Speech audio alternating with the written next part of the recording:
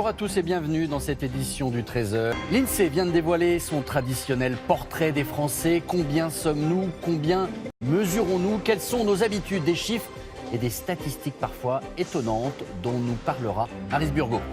L'INSEE publie aujourd'hui son traditionnel portrait de la population française. Ce sont les résultats du recensement effectué en 2015, commune par commune. Combien sommes-nous? Où vivons-nous? On va s'intéresser dans quelques instants avec Maryse Burgot aux habitudes des Français qui ont changé ces dernières années. Mais d'abord, les principaux chiffres de cette enquête commentée par Yves Ginca avec notre bureau à Lille. Les Français, toujours plus nombreux. Le recensement est fait. Notre pays compte exactement 66 190 280 habitants. Entre 2010 et 2015, notre population a augmenté de plus d'1,5 million d'individus. Une croissance démographique principalement due aux nombreuses naissances, surtout dans les grandes villes. D'ailleurs, 20% de la population se concentre dans 100 communes seulement, les plus grandes agglomérations. Certains territoires sont gagnants. Entre 2010 et 2015, 75 départements en rouge voient leur population augmenter, surtout dans l'ouest, le sud-ouest, la région lyonnaise et l'Île-de-France. D'autres, en bleu sur la carte, le centre, l'est et Paris, faute de logement, perdent des habitants.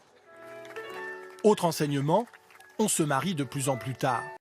Aujourd'hui, d'après les projections de l'INSEE, à 30 ans, seulement 22% des hommes sont mariés, 4 fois moins qu'en 1968. Nous, on s'est mariés en 2011, donc 7 ans après s'être connus. Alicia était déjà née. On cherche d'abord une stabilité financière, un travail fixe, de pouvoir offrir aux enfants un niveau d'éducation correct.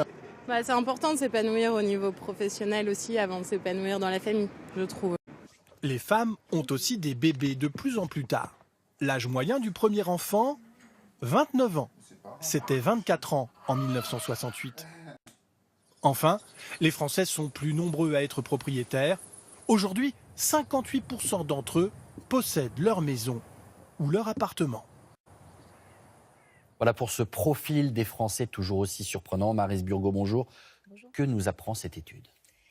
Imaginez, Nathanaël, au tout début du XXe siècle, l'espérance de vie ne dépassait pas 45 ans. Cela a bien changé. En 1968, l'espérance de vie d'un homme était d'un peu plus de 67 ans.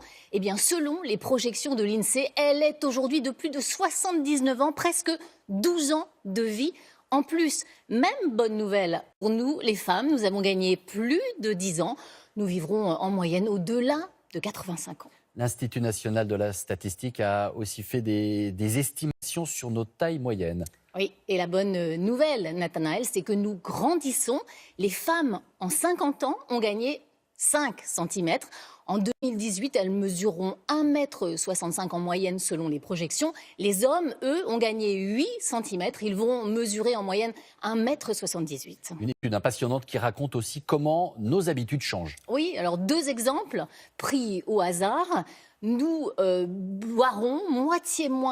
buvons moitié moins d'alcool qu'il y a 50 ans et nous préférons désormais les chats aux chiens, entre autres parce que nous sommes évidemment beaucoup plus citadins qu'il y a 50 ans. Merci à vous, Maryse, pour ces explications.